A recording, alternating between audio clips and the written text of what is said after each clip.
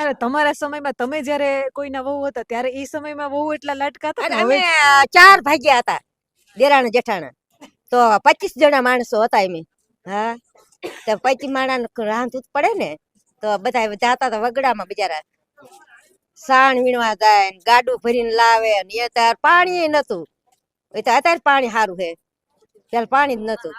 હા હા, કુએ પાણી ભરવા જતા હતા અમારા ગામમાં. પેલા સિંચાઈ માટે આ પાણીના મશીન ને મોટર ને નતું ત્યારે કોહ હાંકતા. તો એ કોહ તમે જોયેલા છે? હા, જોયેલા જ છે, કોઈ જોયેલા હે.